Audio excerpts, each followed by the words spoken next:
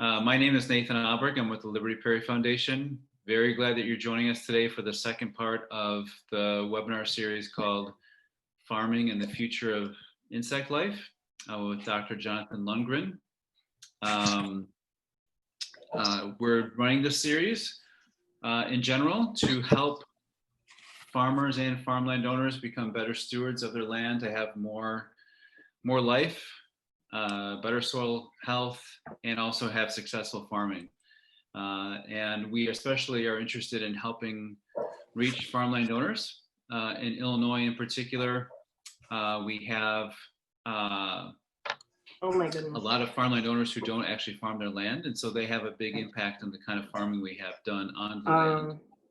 And again, if everyone can mute themselves, I actually am going to try to mute everyone.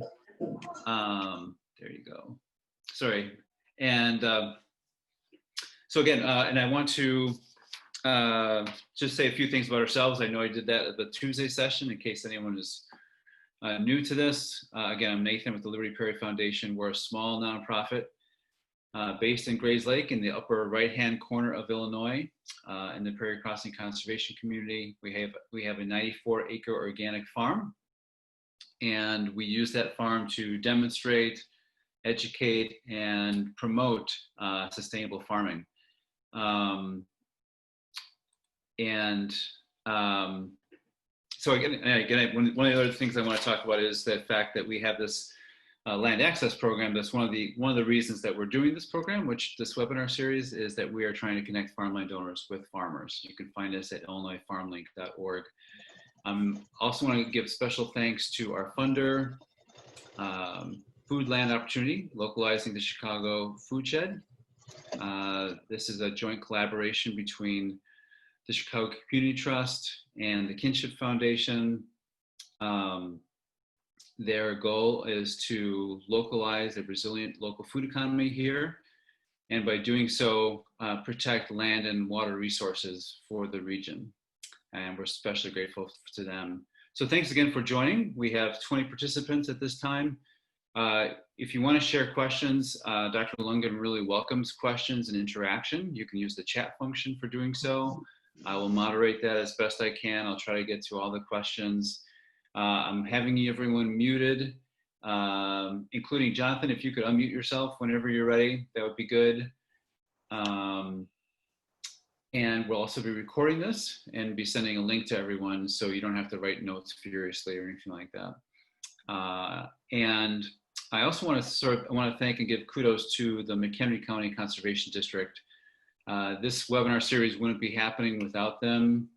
They are our partner, and they are doing some really pioneering work as a public farmland owner with 6,000 acres of farmland that they want to improve and enhance how they do that stewardship. And it was actually when we were talking with them about education resources and what topics they would want us to cover, they said, why not insects in farming? That would be really significant. And in fact, that was very timely. The May issue of National Geographic had a whole article or whole series about the insect apocalypse, and it says you'll miss them when they're gone. And it occurred to us that because insects are such a key part of the ecological system, and because in general, farming has sometimes taken a us versus them mentality towards other life, that has actually posed a big threat to how our world works. And it's also caused us to farm in ways that aren't very healthy for us, for our rural communities, for the health of our food, and for the success of our farmers. So we thought this was very timely, and very grateful for Dr. Lundgren to help us out. I introduced him last time. As I mentioned then, he worked for the USDA for 11 years as one of their top scientists. He subsequently has launched the Ecdysis Foundation and the Blue Dasher Farm in South Dakota to really do research and practical work with his team around removing barriers to regenerative farming that's good for the living life of our planet, as well as for productive farming. I want to share something really quick. One of the reasons I was really intrigued to have Dr. Lundgren speak, back in 2016, he gave an interview in Acres USA magazine, and I was really struck by his vivid language. He talked about, for example, the defense system of the Western corn rootworm, and he said what happens is that a predator comes along and takes a bite of the rootworm. Then the rootworm's blood coagulates quickly on the predator's mouth parts, and it starts freaking out. This is probably one of the more vivid descriptions I've ever heard of ecological life. And if I would have had a professor who spoke like that, I think the course of my college career might have been a little bit different. So I'm really excited and glad that Dr. Lundgren has taken his skills into this field. He will be talking today about what are the features of conventional row crop farming that are especially harmful. What is the connection between insect diversity and soil health? We're hearing so much about regenerative agriculture, which is essentially based on the idea that if you have thriving soil life in your soil, in your farm, that's going to give the nutrients and other minerals and other life, and it will even affect the hydrology of your landscape in ways that make for very successful, very healthy farming. And typically the conversation around that is about microbes, fungi. There's not any conversation about insects, but hopefully John will address that as well. And I think the big kicker, and we may not have a lot of time for this, is if you are a farmland owner, you're a county where there's not many regenerative farmers or organic farmers or even regeneratively minded farmers, and you want to take some steps forward, how can you do that at a pace that's really significant enough to make a difference for the future of our world? And to be very honest, when I sort of described this list of questions for Dr. Lundgren, he had an email back to me that had many capitalized letters, and he said, that's a great idea, maybe for like 4 more presentations. So hopefully he'll get into the depth of it, but also not get frustrated by not having enough time to cover all this in enough depth. Dr. Lundgren, can you take it away? I hope you are unmuted. I should be, yep. Can you guys hear me okay? Excellent, thank you. And I think I also will probably turn my video off. It seemed to help last time. I heard that afterwards there was a little bit of a hiccup there. So glad to be here once again. Thanks everybody for coming back.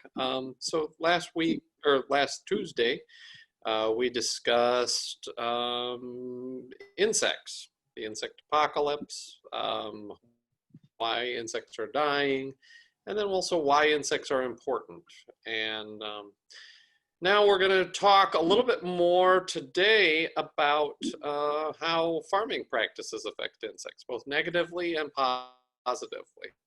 So we're going to discuss some of the issues pertaining to pesticides, and we talked about tillage at length on Tuesday.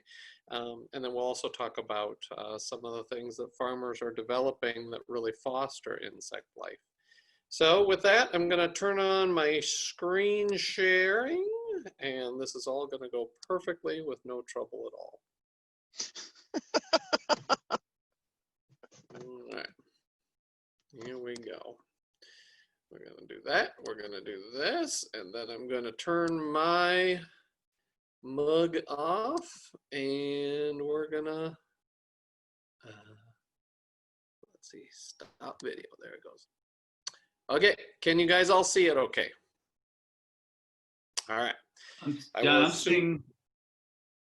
I'm seeing something like overlaying your image or slide. Do you see that, what I'm seeing? Oh, there it goes. Never mind, you're good. Okay, right, so just to recap, this is not an insect-specific problem. We are losing entire habitats out there. We're draining the wetlands, trying to farm and crop areas that maybe shouldn't be cropped. We're tilling up much of the prairie, the native grassland habitats that used to predominate this year, Illinois, as well as a lot of our region up in South Dakota. And we're losing entire insect communities as a result of this. Birds, bats, bees, butterflies. This is the worst mass extinction event that the planet has ever experienced. This is worse than when the dinosaurs died off. We're losing species at a pretty alarming clip. One of the reasons for this, an underlying cause of this, is our our food production systems. And it's not that we're farming. I'm not anti-farmer, I am a farmer, okay? And it's not that we're producing soybeans or corn, it's how we produce these things. Agriculture has just become way too simplified. And by simplified, I mean monocultures, right? When we maintain entire fields of just one species of plant, we eliminate the life from that field. And we'll be talking a lot about that life today, but the life in that field does things. It drives the productivity of that farming system. And so when you eliminate life or biodiversity from your farm, be that microbes, be that fungi, be that plants, be that life, insects, you have to replace it with something. And that increases, and it comes in a jug more often than not. And those input costs cost you a lot of money that life does for you for free. So what does this simplification look like? Well, yellow is corn and green is soybeans. And sometimes we think just about our own little farm, don't we? Or sometimes bigger farm.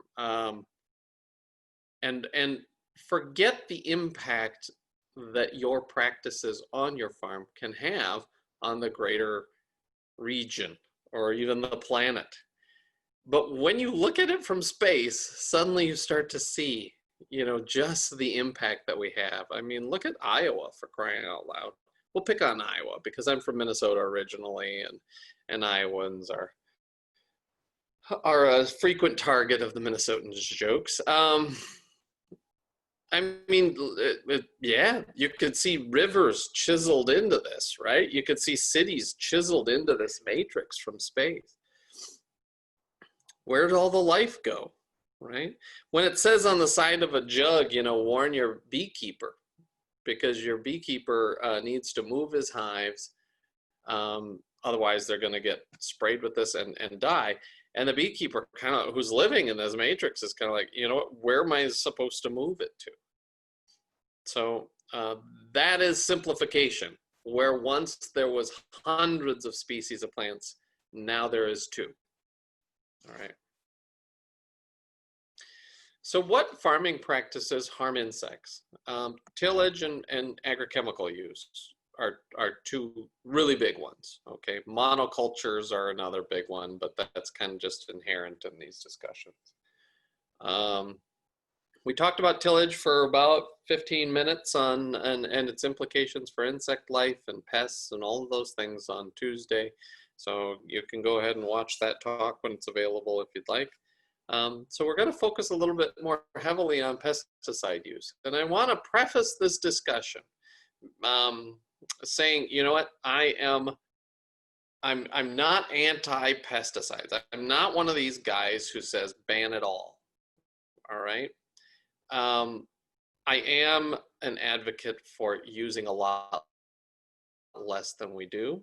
And I am a strong advocate for respecting these chemistries because we do not understand what they are doing to the environment and ourselves, okay? So let's go into this dialogue using that. Risk assessment of pesticides is something I've been studying for longer than I care to note, probably 20 plus years I've been working on this topic. I've been on scientific advisory panels for the Environmental Protection Agency, European Food Safety Authority, Brazilian government. How do we regulate pesticides? How do we assess their risk to the environment? And so that research is some of the stuff that you're going to be seeing right now. Soybeans, I mean, this is a beautiful picture. I mean, it's so colorful, right? But soybeans don't actually come in these colors, right? They're not grown to be pink or blue or green. They're treated. And this all started to become really pervasive back in the early aughts or mid aughts, around 2006. A lot of the soybeans, corn, wheat, alfalfa, sunflowers, boy, most of the small grains are all canola. All of these are treated now with both fungicides and neonicotinoid insecticides. And what they're marketed as is as an insurance policy. Okay, so these things are meant to, you know, I mean, if you buy this seed, you won't have to think about pests. All right. Currently, they're planted on about 13% of the continental land surface of the United States. So a huge geographic footprint.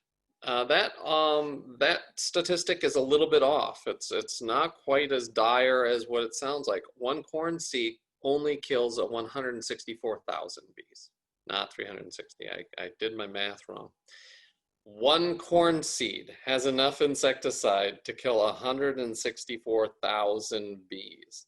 Okay, so do you understand the impact that these neonicotinoids are having on the environment and on insect communities? Tremendous geographic footprint, tremendous toxicity to insects, and they're not staying put.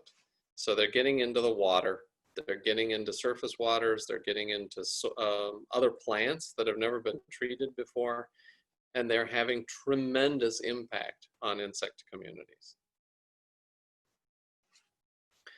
Monarch butterflies, but we don't like to talk about that.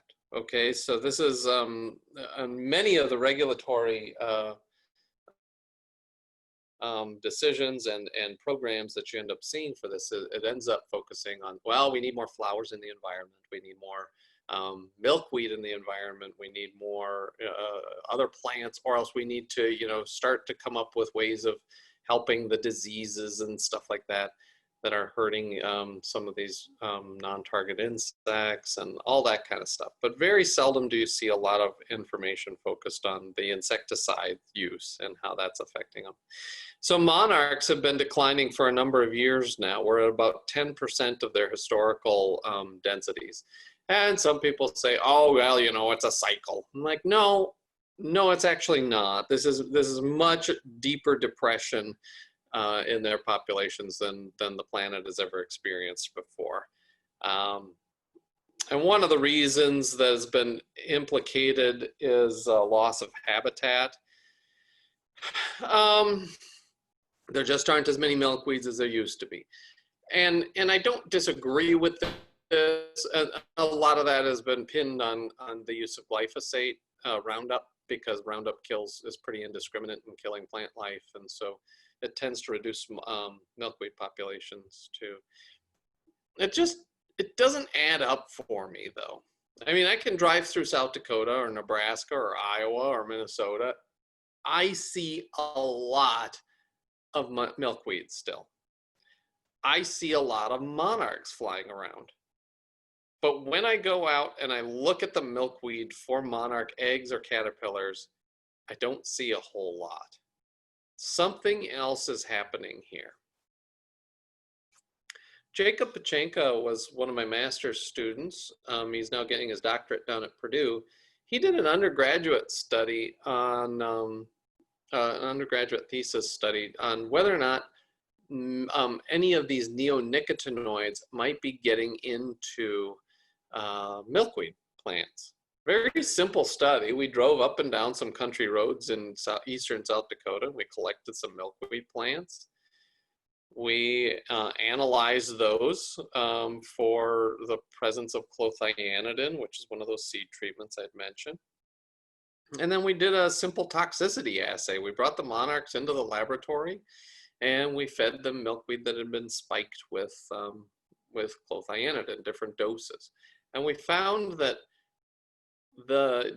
we exposed them for about a day and a half to the toxin, and we found that that the quantity of neonicotinoids required to kill 50% of the monarch population was at about 15.6 parts per billion. Very low quantities.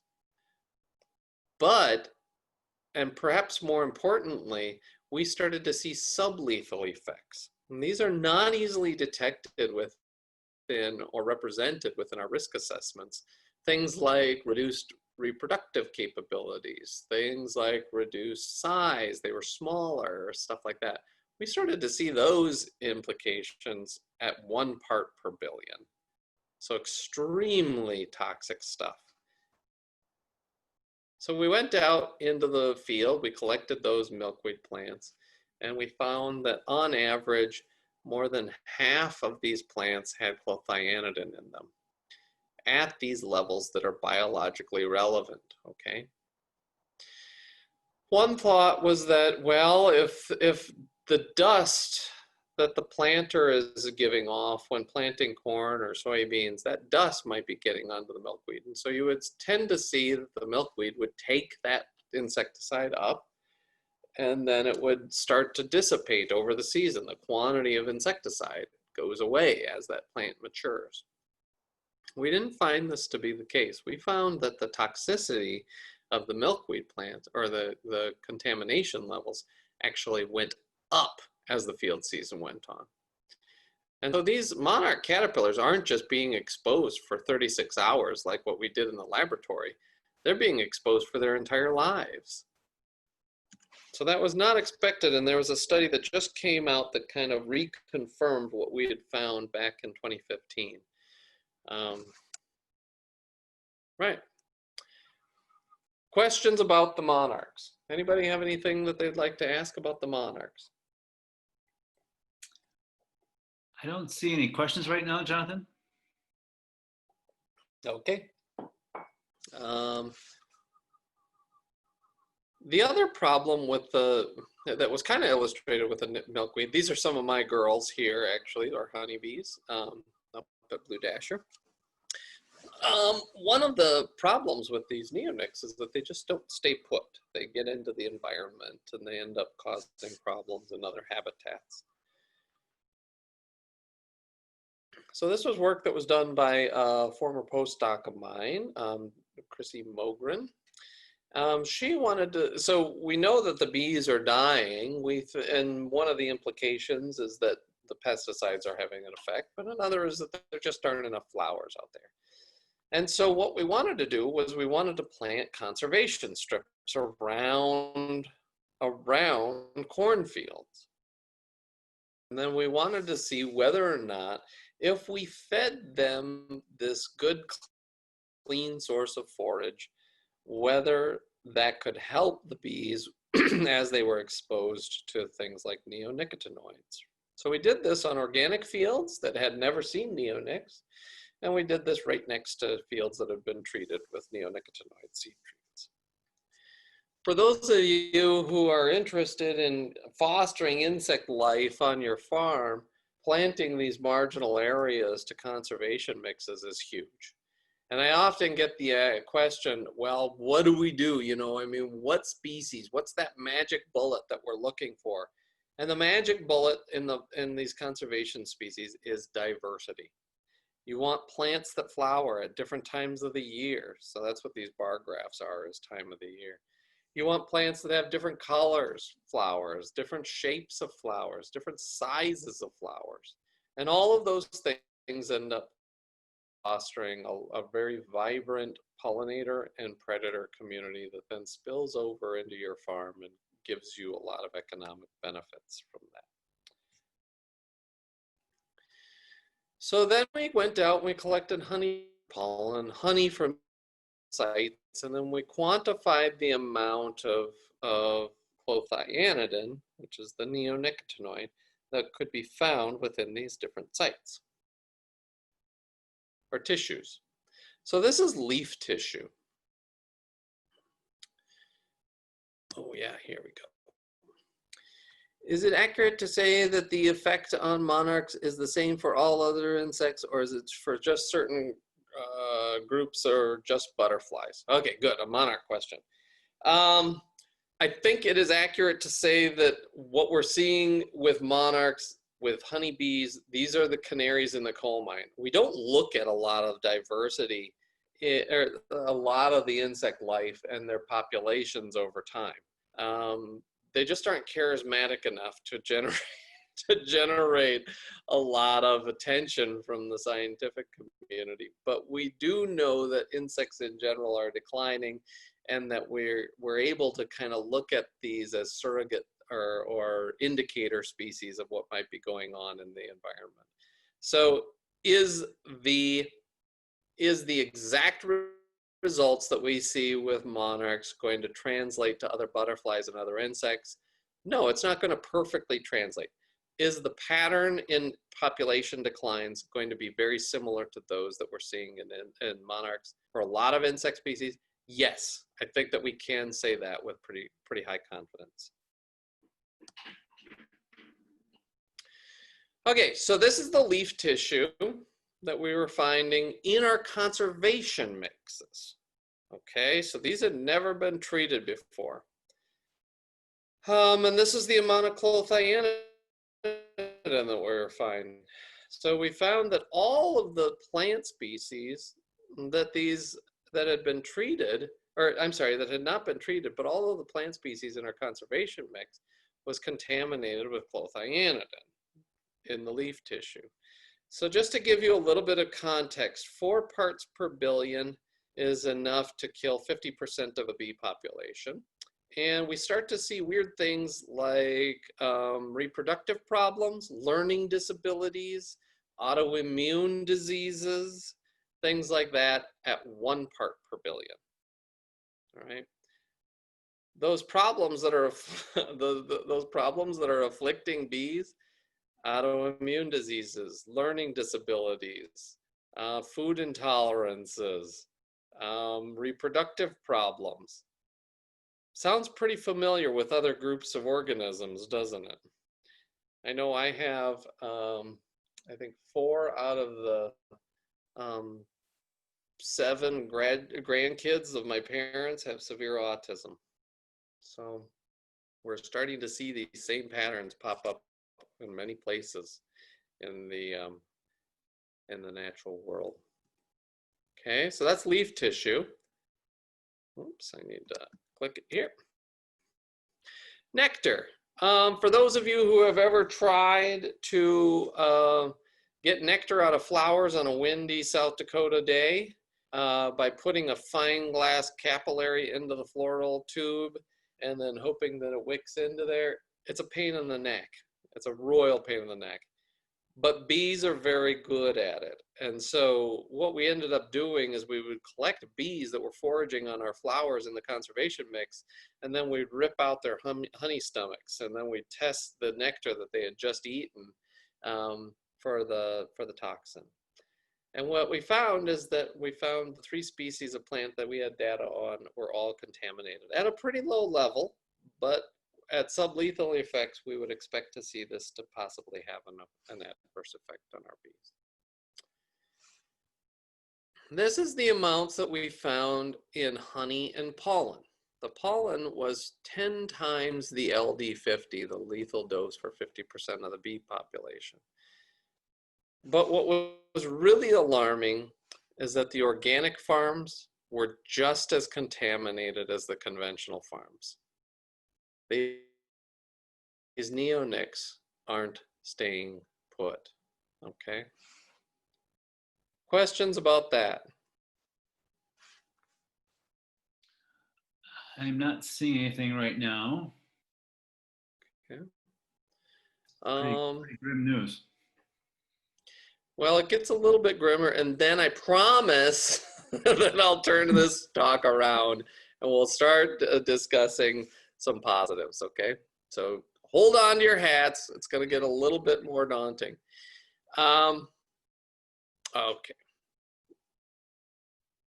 Oh, we've got a chat here. Let me see what that is before we proceed on. No, it's the same chat as I had. Yep. Okay.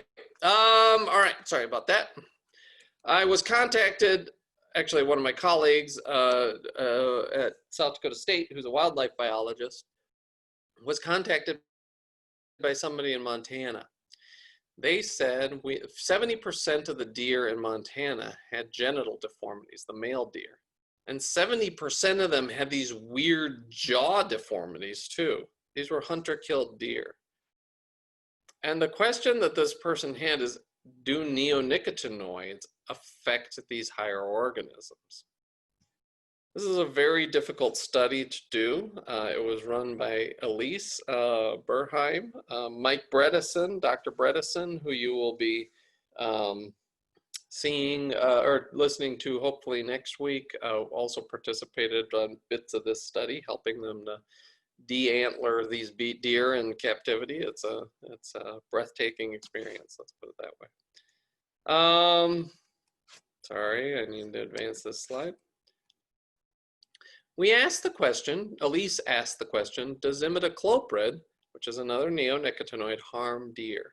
This was a 2-year captive deer study, and we administered some of the imidacloprid to the deer in their water. Fawns from deer that had been fed imidacloprid had the mortality rate was increased, and the amount of imidacloprid in these dead deer's spleens ended up being significantly higher than those that were still alive, suggesting cause. More imidacloprid, and the spleen was the magic organ. We weren't sure which organ that was going to be the best indicator of adverse health effects, but the spleen seemed to be the one that neonicotinoids content in was best correlated with some of these fitness parameters. So more imidacloprid in these deer spleens was associated with reduced fawn body weight, fawn organ weights, hormone levels. That's a big one, okay? We think the hormone levels in the bees are also being impaired by these neonicotinoids. Fawn jawbone length, that sounds familiar from what they're seeing in Montana. And the activity levels in adult deer, they were slower. What's a slow deer in the wild? It's a dead deer. That's fine, John. That's a captive deer study. Okay, what's happening in the real world? All right, so this is what we were able to generate in the spleens. This is the quantity of insecticide we were able to generate in the spleens of these deer in captivity. And then North Dakota hunters sent us their deer spleens, thanks to North Dakota Game Fish and Parks. And we found that the wild deer spleens had 3 times the amount of imidacloprid that we were able to generate in the lab. What are we doing? What are we doing to ourselves?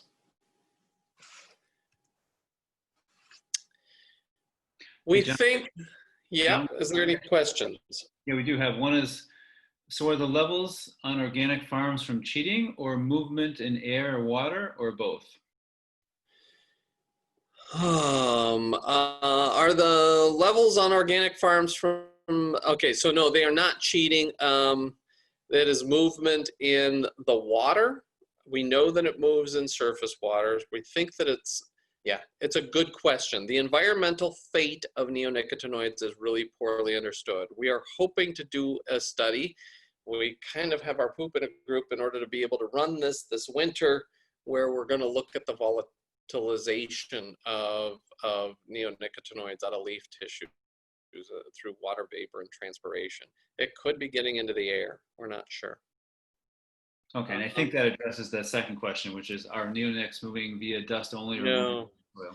No, they're really not. The dust, I think, was kind of raised, and certainly it is a mechanism whereby they are able to disseminate into the environment. But I think it was kind of raised as a bit of a red herring, because the dust issue was something that could be pretty easily solved through technology.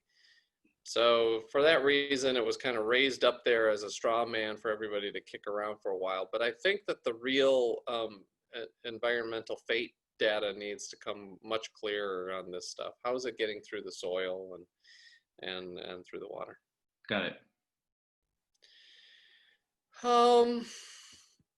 Okay, so we often think, okay, herbicides kill plants, fungicides kill fungal pests, insecticides kill insect pests, right? But we often forget that these are not just targeting that certain class of organisms. herbicides have tremendous adverse effects on insect communities, not just by eliminating the plant community associated with it, but direct toxicological effects. So we ran a study because a Roundup resistance. This was Roundup, you know, I mean, we've been using glyphosate for so long that many of the weeds, and you've experienced this in Illinois, I know for sure, I lived there for a while, the weeds are becoming resistant to glyphosate. We genetically modified the crop plants to become tolerant of glyphosate or Roundup, and so we started to use a lot more Roundup. And as a result, that selection pressure selected for weeds that were resistant. This is becoming a major, major problem for producers, and so we need new tools for managing these weeds. Enter in a crop that is resistant to a different herbicide, 2,4-D and dicamba. This stuff is now available. It feels to me as though we're just setting ourselves up, okay, for another failure. It might get us through a couple of years, but it sounds like there's even starting to become bans on dicamba, at least the state level, and possibly consideration of this on a much higher level. And the reason is that, you know, glyphosate may have adverse effects on higher organisms, but dicamba is particularly problematic for many things. Okay, we've got a question here. Treated seed which isn't planted due to the loading of the planter, which is later consumed by other mammals. Oh, yeah. Right.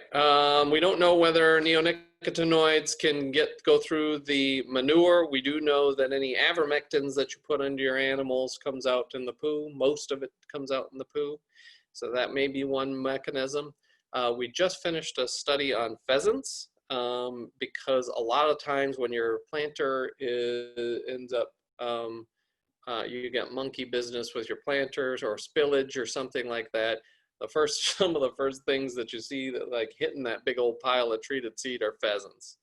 And so that pheasant study is about to come out, but we found that pheasant populations are likely adversely affected by these neonicotinoid seed treatments as well. Okay, so we decided that we would start to look at dicamba and 2,4-D and their effects on lady beetles. And lady beetles are really important predators in your crop fields. Okay, they eat a lot of different pest species. And this was work that was done by student Lundgren, and she did a wonderful job on this project and ran a really nice little study that we published in Ecotoxicology. But we also wanted to look at both the active ingredients and the commercial formulations, because when you start to change things around in the commercial formulation, it ends up having effects on the whole risk scenario. So just the risk assessment on the active ingredient isn't sufficient, okay? We need to be looking at these commercial formulations. 2,4-D was as lethal as an insecticide at 1/8 the label rate. Okay. The carrier agents, some of these unregulated products that are put in there, the stickers, the defoamers, the adjuvants of various sorts, end up becoming more toxic than the actual active ingredient is. But we really don't regulate those things. We did see a significant adverse effect on mortality from dicamba active ingredient as well. And we've been looking at that from the perspective of honeybees lately too. What we weren't expecting is that these herbicides ended up feminizing the lady beetle population. It was particularly toxic to the males. And we're not entirely sure what the mechanism is there, but that's one of these sublethal effects that we wouldn't expect to catch in a traditional risk assessment that you would be using to register an insecticide with the federal government for safety. That's an herbicide, right? So we really have to start respecting these pesticides much more than we do. What is the solution? We really need to be reevaluating how we produce our food, okay? Not that we are producing our food, and I don't think that it's healthy to simply blame farmers, but I do think that it's important as farmers for us to understand the responsibility that we have for preserving life on the land that we're charged with, okay? Biodiversity is key. There is a lot of life on farms. We've done the bioinventories. We found 480 species of insects in cornfields, 100 species of just predatory insects in wheat, 126 species in soybeans, and 172 different species of insects in cow poop, all just in eastern South Dakota. We find more diversity in cow turds than we do in soybeans. I think that says a lot about how we produce our soybeans. Why is this important? Diversity is important because it does things, okay? We discussed that last time. Diversity helps to fuel the productivity of your farm. You need life on your farm. And one of the reasons why you need so much life on your farm, so many different species, is because there's oftentimes overlap in what those species do, all right? There's a redundancy in the community structure. As our management practices inevitably remove species from a particular community, if you don't have a lot of diversity, then you end up leaving holes. And you have to fill functional holes in your community with jugs. That costs you money, and it further reduces diversity. So it's a cycle, right? It's a cycle. It's a downward spiral. Yep, we talked about this last week, but cornfields, even though we have 480 species in cornfields of just insects in eastern South Dakota, that's about 25% of what used to be in those habitats, okay, prior to changing it into cornfields. Why is this life important? Because it's connected. Everything in your farm is connected. You are connected to all of that life on the farm, okay? And it gets so complicated. How on earth do we understand? How could we possibly hope to understand how all of these species interact? Especially when you're trying to, farm and keep the machinery going and plan out next year and make sure that the kids are at, Little League that night and all of those different things, right? How can we possibly understand the complexity of these farming ecosystems? Well, the scientific community, these are biological networks, okay? So we turned, scientists at Ecdysis Foundation, we turned to network theory to try to understand these communities, okay? What network theory is, it was developed in the social sciences, and it was trying to understand how information flows through complex networks, okay? A network is just an assemblage of species and how they interact with each other. So things like, how does Facebook know that you want to buy that new drill bit or whatever? Or how information spreads through the World Wide Web so that search engines like Google can always find you what you're looking for. Food webs are another network, okay? Food webs would be another example of a network, a biological network. But we applied network theory to an applied problem in ecology for one of the first times that I think I've ever seen it used.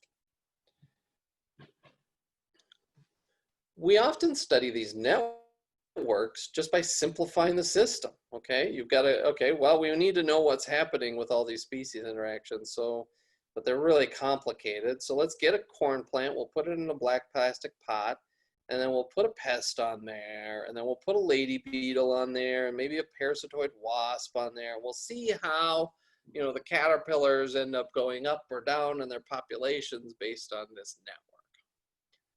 So that can help us to understand some of the mechanisms that drive biological interactions and pest populations specifically.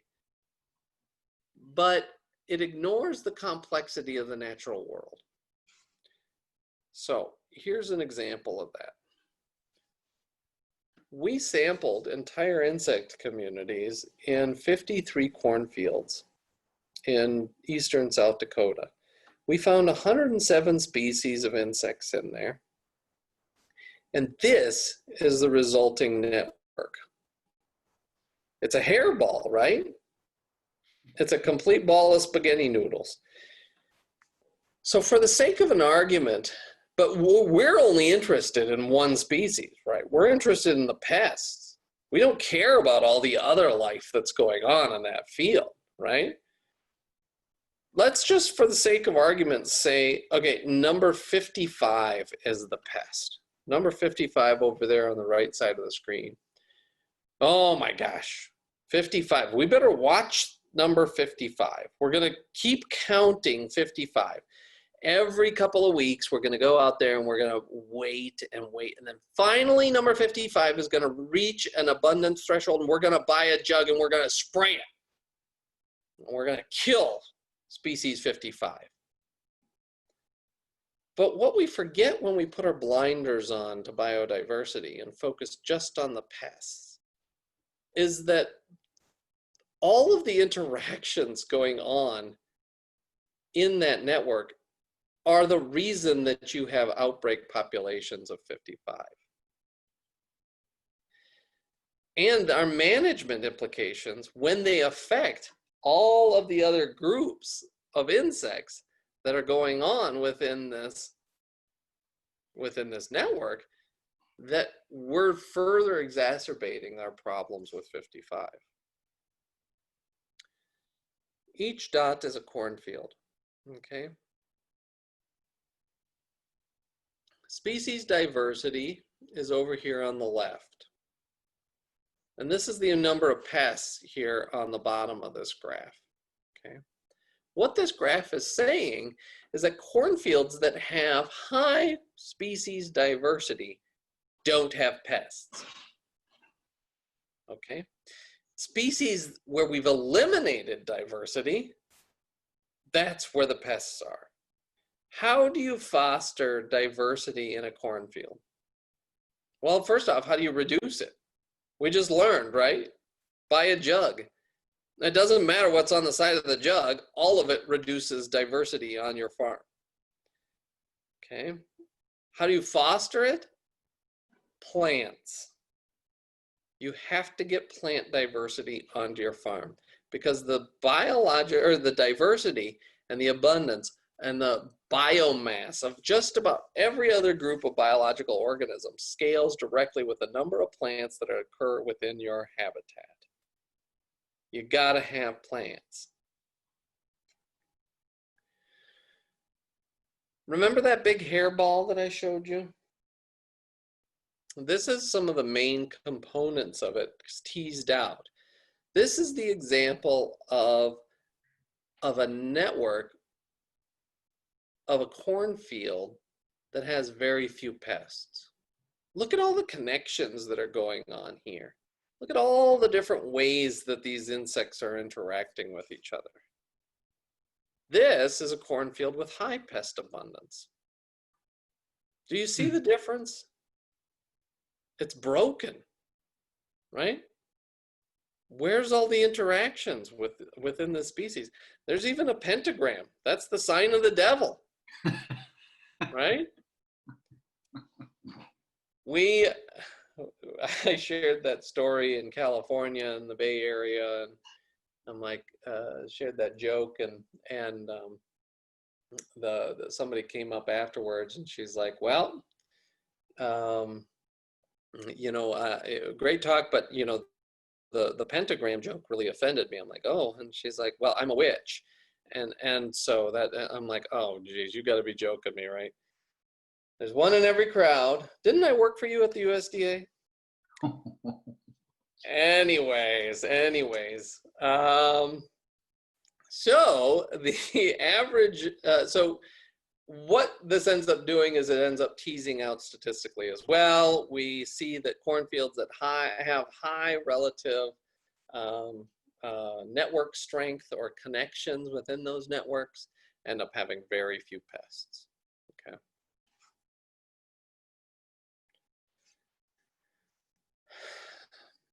How do we put this into practice? That's the central question, right? What can you do to put this into practice? The farmers are leading the charge on this, okay? Farmers from around the country, even in Illinois, are changing how we produce food. And they're doing it through a process called regenerative agriculture. They're refocusing their attention away from just yields and profits to soil health and biodiversity and life on their farms. And by doing that, they are increasing the nutrient density of their foods as well as the profitability of their operations. It's a good business decision. What are the principles of regenerative agriculture? We talked a lot about these on Tuesday. You have to stop tilling, okay? If you're growing corn and beans and you are tilling the ground, you are destroying your farm. Never leave bare soil. Always have living roots on the ground, okay? That means cover crops during the winter time.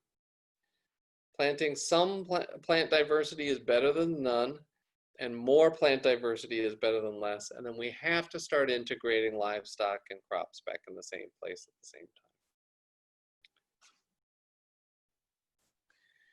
This is Claire. Claire was my master's student. She ran a really important study. In one day, this study went to the top 1% of all science, all disciplines ever written in terms of social media impact. Not bad for a master's project, huh? What she did that was so special was the culmination of, between, I don't know, probably 10 years worth of research, okay? Working in these corn systems, all of these ecosystems, or these corn communities. She went out and she found regenerative corn producers in North Dakota, South Dakota, Minnesota, and Nebraska. Okay, these were the leaders in the regenerative movement. And she said, point us to the corn phase of your rotation. And they did. And we went out and we sampled those, okay? And then we said, okay, point us to your neighbor who's a successful conventional farmer. And they did that, and we asked permission, and we went out and we sampled those cornfields. So this was the first study that I know of in the primary scientific literature that uses the term regenerative agriculture, okay? So I think that was one of the reasons why it caught on fire. The practices that generated these two systems varied, okay? Because we were across a huge region. And so production practices were pretty different depending on what your conditions were. But there were a couple of unifying practices. None of the regenerative farms used insecticides, and all of the conventional farms were genetically modified to resist insect pests, and all of them used neonicotinoid seed treatments. Okay. So we went out there and we did a full community inventory. So we chopped down plants and looked all over them, up and down the plants. We got down on our hands and knees and we sucked up all of the insects on the soil surface. And then we took a soil core and we went down in and we extracted all of the bugs, insects from that core to see what was living in the soil. And we also looked at the yields and the profits of each of these different cornfields. The insecticide-treated cornfields had 10 times more pests. That wasn't supposed to happen, was it? The farmers did not, the regenerative farmers didn't just abandon insecticides, they replaced them with cover crops. And they, as a result of that, had so many fewer insect problems. Do you think we've been sold a bum rap? Do you think we've been sold a bill of goods here? I do. Profits were twice as high in the regenerative farms. You want to know why? The regenerative farms had significantly lower seed costs. They weren't paying for traits they didn't need anymore. They weren't paying for sexy packages of different traits that are gonna, one up you over the neighbor, right? The only people who are winning in this game are the people who are selling those traits. It's not the farmers. The other reason is they use substantially less fertilizers. Fertilizers are expensive. And then the third reason that they were more profitable is because they marketed their products. They didn't just put them onto a rail car and ship them to China. They were working with their neighbors to sell seed like that. They were finding different avenues for increasing the value of their product. It's good business. We looked at yields, and the yields were not correlated with how much profit was being generated. We give prizes in South Dakota and probably all over the country. Whoever grows the highest yield in the county or the state gets a special plaque, A well-trained monkey can grow 300 bushel corn. Just depends on how much junk you want to put on it. It should be about profitability, okay? What was correlated with the profits if yields weren't? Each dot is cornfield. The amount of soil organic matter is on the left, and the profit is on the bottom. Profit was substantially higher. More soil they grew on their farm. And that's why regenerative production is so much. That's why by focusing on soil health and biodiversity, you end up being a more successful farmer. Hey, Jonathan? Yeah. Just one question. So what's the ecological mechanism of the pest numbers being so much higher in the conventional corn? Because obviously there's the insecticide applied, so the plants and the soil and things are toxic. So how can the pest still persist there? Is that primarily because of the absence of the predators, or what other functions are happening? Well, we don't entirely understand it. It's a diversity question. And that's what kind of gets back to that whole talk about biological networks.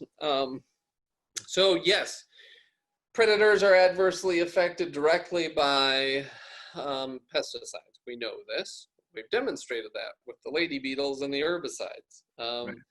Pollinators are reduced. We demonstrated that with the neonicotinoids in the bees and the monarchs. We know that competition from other herbivores would be reduced as a result of insecticides. So that would, but there's a lot of other ways that these communities end up interacting with each other in ways that we just don't understand. Okay. Got it. Gets really complicated really quick. And one last quick thing. I know actually we have a question here. How long would it take for a conventionally farmed field switch to regenerative agriculture to see the benefits of regenerative ag? 1 year. you start to see the benefits of regenerative agriculture in the first year. And then it just keeps on going up from there. So that's the exciting thing, is that you can turn your farm around in a single year. Wow. And I have to ask this other question about the science. You were talking about that network connection between all those different species, and there's really those complex patterns. How do you actually measure those interactions? Do you give them all little miniature cell phones so you can kind of trace their GIS location, or how do you do that? Yeah, in our study, it gets a little into the nitty gritty, but what we were looking at is statistical associations and abundance. Okay. And so if two species were both, if their abundance increased statistically with one another, or there was a negative interaction between the abundance of one and another, we classified that as a meaningful interaction. Got it. Okay. And we have another question. What about profitability? If everyone was in the regenerative farming field, how much of the premium would be lost? In other words, if we ended up having a huge supply of regeneratively produced food, would we lose that premium that currently makes regenerative farming fairly profitable? Oh, there's no premium. So these guys aren't. Yeah, they don't. The only premium they get is through marketing their product, right? I mean, they're selling to local markets versus halfway across the world. So yeah, there really isn't. What about profitability if all were in? Okay, so yes, so you end up having to be adaptive, right? I've got a great idea. You know what? I'm interested in starting a business. I'm going to move to a town in the middle of Iowa who has 5, 6 McDonald's in it. You know, I think I'm going to start a McDonald's there. I mean, what a brilliant idea, right? That's exactly what we're doing with our food system right now. We're working in a saturated market and we're growing more. It's like there's no way out of that funnel. Okay. It's time to start thinking about this from a business perspective and doing something a little bit differently. You can grow those products, but in a different way. We have another question. What about scale? Were the regenerative ag farms in that study the same acreage as conventional? And related to that, is it possible to have insect biodiversity in an organic monoculture crop? Okay, so the farms that we were studying as a part of the Claire study were similar in scope or in scale. So regenerative farm and production scales. Okay, and we're working on trying to study that too. We've done this now in rangelands in the southeastern U.S. and up in the northern plains. We're working in cereal or cash grain production systems from Saskatchewan and Manitoba down to Kansas. These things scale. These are not just small farmers. But one of the things that's interesting is that what we see within these regenerative farms is that once they go down this road, because their profitability is twice as high, they don't have to farm big. And because they're stacking enterprises, they don't have to farm as big, the monoculture, okay? Can you have insect biodiversity in an organic monoculture crop? If you are growing a monoculture crop, chances are real good you may have the stamp organic on it, but you are not adhering to the principles of what organic was designed to do. You're adhering to the USDA's definition. And I guess that's fine, but regenerative agriculture has a different goal, I guess, a different mission. Depends on how big your crops are too. I mean, a monoculture crop of an acres, 100 cornfield. We have a question here. Oh, actually, it's not a question. It's more of a comment. It says the input costs are where the profitability is located. I have fields where I can use 30% nitrogen of my neighbors and get the same yields. Yeah, that's great. Do that. All right. All right, let's keep moving.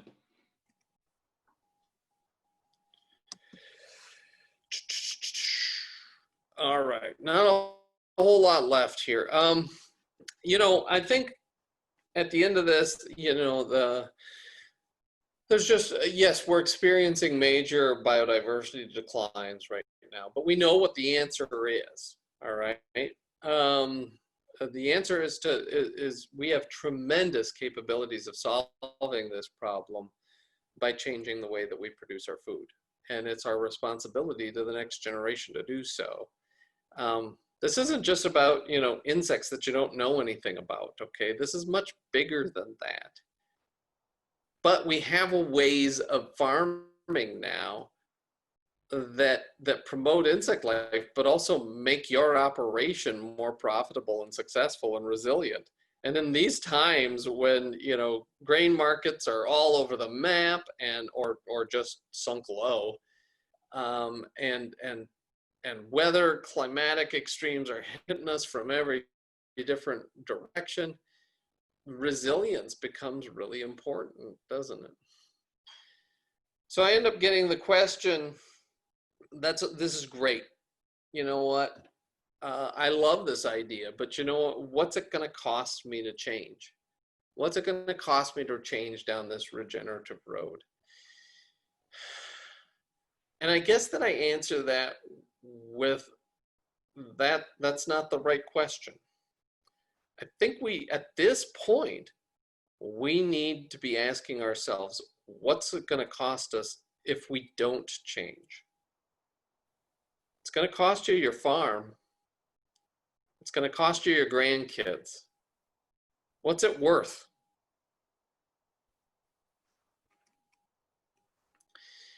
We would not be here if it was not for just an amazing group of enthusiastic young scientists. Our research does not have strings attached. We are not funded by large agrochemical companies, seed companies, or people that benefit from our research. We're funded by change makers, by donors, by farmers. The reason we're here is through a crowdfunding campaign from hundreds of donors from around the world that decided, you know what, we want to see a research facility in regenerative ag take hold. So I think that the existence of Ecdysis Foundation and Blue Dasher Farm is proof that this regenerative movement is really doing something. If you'd like to see more, all of our research is available and open to the public. You can go to our Facebook page on Blue Dasher Farm. Ecdysis Foundation. Ecdysis means, it's a kind of a geeky entomology term, shedding the old skin. You're welcome to go there and see some of the science that we're doing. And follow us on Facebook and on Twitter. Yeah, and if you like what you see, this research does not happen by itself. This 1 hour presentation costs probably several $100,000 to produce. And so if you would like to see this kind of research, please consider supporting it, because it isn't going to get supported by many other places. Questions, thoughts, concerns? All right. Can you stop sharing, Jonathan? So then we can have everyone, you can start your video so we can see everyone's faces and we can ask some more questions. I think that'd be really cool. I actually have a question while we're waiting for other questions to come in. You talked before about 70% of insect life being below ground, and that was during the Tuesday presentation, and that insect life being really important to soil health. Again, as I mentioned before, regenerative ag, a lot of the conversation around that focuses on the microbes and the fungi. Can you talk about like one insect in the soil that makes a difference for soil life, and sort of illustrates the importance of insects? Wow, that's, yeah, I mean, yeah, every insect kind of has its connections. Sure. and affects many different elements of the community. one of the big ecosystem engineers in the soil that we often dismiss as pests are ants. Huh. If you don't have ants in your field, you're doing something very wrong. Okay, you need ants on your farm. These ants are critical. Some of the healthiest places in your field are going to be the ones where the ants are. I was out in Australia and walking through, and there was all these tussocks almost that looked like in the cereal field, and they were like, "What do you think that is?" I mean, maybe a couple of years ago, I think we had some grazing out here. Is that like the manure spots, or is that a urine spot, or is there like wildlife that's doing this, or what's happening out here? Did our fertilizers screw up or something? And I went down and into the middle of one of those tussocks, and I'm like, you have every one of these is an anthill, and it's the greenest, most lush part of your field. Wow. The reason is because they aggregate a lot of the mineral or a lot of the nutrients into their nests. They also infiltrate water so much more effectively. They're critical predators. They're critical seed feeders, so they eat a lot of weed seeds out there too. So awesome. You need ants on in your farm. Okay. Another question I guess I have, and again, I don't want to monopolize, but obviously the studies are primarily focused on the crop field of a property, and increasingly throughout the U.S., farmers are cropping from fence row to fence row. What's the importance of maybe having edge habitat? How does that play into the whole picture? Yeah. So structural diversity on a farm in terms of habitats is really important. You got to have different habitats scattered around your farm. That fosters a lot of life on that farm. Really important. Field margins, some of the, so a lot of the insects require places to overwinter. If you're not planting cover crops during the winter time, then what ends up happening is come spring, you've got this brand new crop that you've just planted out there. It's a huge field of a single species, very limited genetic diversity out there. The only organisms that are able to colonize that are these organisms that are trying to reset the balance of species back into one that favors diversity. And so those are called pests.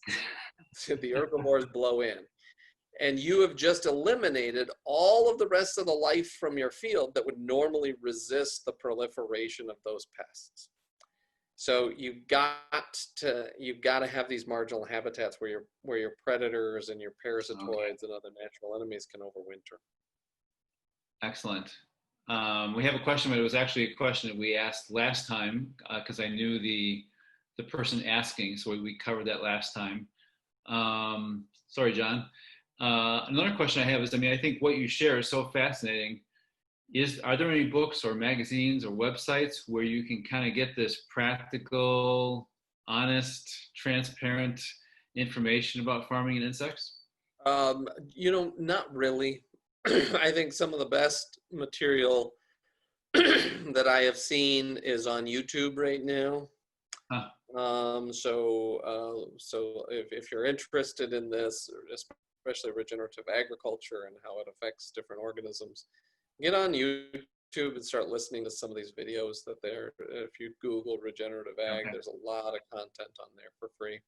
The Xerces Society, spelled XERCES, they have they partnered up with the USDA NRCS to produce a nice book on conserving pollinators, and then another one on conserving natural enemies. They're very similar in scope. And those are pretty user-friendly, practical guides. Okay. Anybody else? Again, please use the chat function and jump in. I could ask questions all day here of Dr. Lundgren, but I would love to hear other questions. One other question I had is, I know you talked about 2,4-D and dicamba. What about glyphosate and its chemical formulation? Does that have insect implications? Yeah, we did some work on glyphosate in bees. It does seem to have an adverse effect on mortality. It was at label rates, the formulated product was as toxic as the insecticide that we were using. And so if bees are being hosed down by Roundup, then that's probably going to have a direct effect on the bees. One of the ways that Roundup ends up adversely affecting higher organisms is that it reduces the bacterial diversity of our symbiotic communities within our guts. And that leads to a lot of problems in terms of our ability to digest different foods, as well as our immunity and autoimmune diseases, things like that. And so that's another one of those very difficult risk assessments questions for us to try to answer. Yep. We have one. If you live in an area surrounded by conventional farms, is it more harmful to keep your bees on your own regenerative property, as your bees will likely be affected or deformed and pass that on to the next generation of bees? I would challenge you to find another area that doesn't have pesticides these days. And that's become one of the really problematic elements of insect conservation is, and I think I kind of touched on this last talk. I mean, we're just living through this massive evolutionary event. We're selecting for species that can survive within our agricultural matrix. And it's not going to be everybody. And we're doing that with the honeybees as well. Are bees going to go extinct? Honeybees? No, I don't think so. Are beekeepers going to go extinct? Yeah, I think commercial beekeepers are probably going to go extinct if something doesn't change very quickly. And that's going to have huge implications. I mean, if you like to eat fruits, vegetables, almonds, things like that, you need commercial beekeepers to be able to pollinate those crops. So is there any way to protect your bees? Because obviously your bees are going to be foraging everywhere. No, there's not. Well, moving them into the mountains, moving them into the desert, moving them out of agriculture. Rangelands that tend to have lower exposure. So that's what a lot of the commercial beekeepers are doing right now. Blue Dasher's hives, I mean, well, this year we're running 160 hives. We've run an increasing number. They died every year. I mean, every winter. They'd go in strong until that first freeze, and then they just collapse. It's because the bees have learning disabilities, right? They can't remember how to form balls to regulate their temperature inside the hive. They can't remember how to find their hives again when they're out foraging. They can't remember how to be a bee. So this last year, we finally got 6 hives to overwinter, and we're taking the genetics from those and we're trying to expand those out so that we can start to provide beekeepers with genetics that's basically been selected for to live within a pesticide-laden environment. We have another question. Can you touch on introducing animals into a grain farm rotation? Like, I think the question is, how do you do it? What are some of the tricks of the trade there? Okay,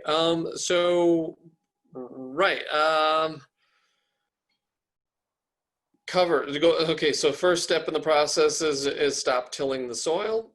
Second part of that process is getting cover crops on there.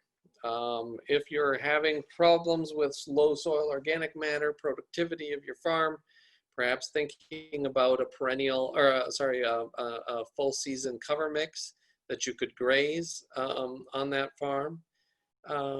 It's incredible how big of a deal that ends up.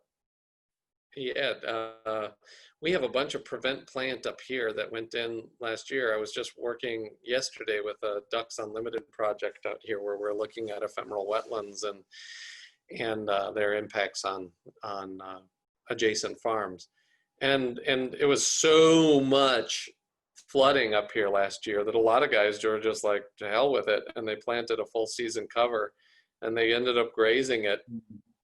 Corn looks like 10 times the neighbors just by having that one leg of the rotation be devoted to animals. So I mean, that's an easy one. Grazing that winter cover, spring cover would be a wonderful way of incorporating animals into that system. It doesn't have to be cows. I mean, think about poultry, think about bees, think about sheep. Those are different forms of livestock that might integrate better into your system depending on what you're after. We have a question. We touched a little bit on honeybees last time, but can you address the effect of honeybees on native bee populations as far as competition? Sure. Honeybees likely have an impact on native bee populations. The impact of honeybees on native bee populations is infinitesimally small compared to the impact of agricultural practices on native bee populations. Okay. So let's fix the problem, not pick on the beekeepers. So another question I have is, and I think we've talked about this before, is landowners in some areas, like in Illinois, may not have a regenerative farmer or an organic farmer within 100 or 200, 300 miles necessarily. And so it's their land. They're able to sort of say what they want to have done on it, but they're also limited to some degree by the farmers who are there and what they can do, what they feel comfortable with. Is it enough, or is it significant to stop using coated seeds, start transitioning using cover crops? Is that still significant for a landowner to do? Yeah, I think that's huge. I think just dropping seed treatments off of your corn, there is no need for these things on soybeans or corn in Illinois. I mean, that you are wasting your money, and you're not going to hear that very often. I'm not selling you a product. All right. Yeah, we've done the data. The data. I mean, the science has been repeated over and over and over again. This does not improve your operation. It hurts you. All right. Mm-hmm. Stop believing the seed salesman. So yes, that would be a very simple thing for a landowner to kind of impress upon their farmers. Stop pissing in the wind. Step one. Next, starting to have these landowners obligate their farmers to start attending some of these meetings in schools on regenerative ag. They might not be ready to change, right? And I get that, but they need to know what else is out there. Interesting. And that's a pretty low hanging fruit. Yeah, absolutely. Go to no-till on the plains, something like that. And then this might be an opportunity. I mean, I think some of what most of what you share is very grim at the scale of what we're talking about. But the Ecdysis Foundation, you're working with some fairly large projects and some fairly large landscapes. Can you say a little bit about those and whether those give you some hope?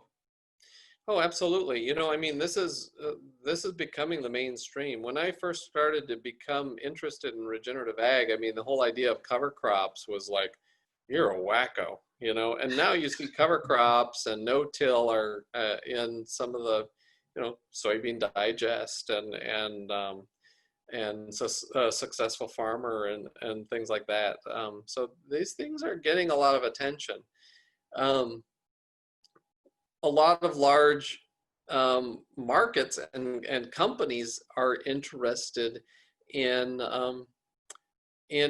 taking advantage of these things. They want to change their food supply. They have sustainability goals. They're extremely limited in what they're able to do with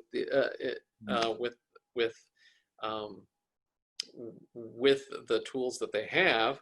Regenerative ag is a great opportunity for them to try to attain these sustainability goals of reducing their carbon input and pollution and increasing the nutrient density of their foods and the nutrition for their customers. So as a result, places like General Mills is trying to change their entire supply chain over to a regenerative one.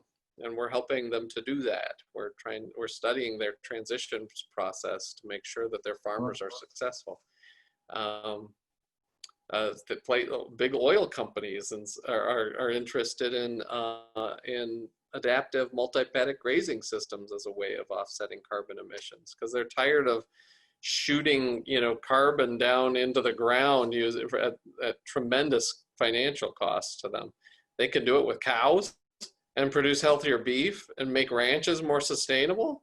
Heck, that makes a lot of sense. I guess my last question, and again, I feel like I'm monopolizing. I'm not trying to, but suppose you're a farmland owner. You have 100 acres in the middle of conventionally treated land all around you. If you start converting to regenerative farming, stop using the insecticides, the herbicides, using cover crops, if you're attracting insects, are you in some ways endangering them because they're coming into a dangerous environment, or can you still have a positive impact? I've thought a lot about that. I think it's the best we can do. Yep. We're not going to stop this evolutionary event from happening, but we can provide them with habitat so that the species that survive have something to live on. And so I think that is part of the solution. Okay.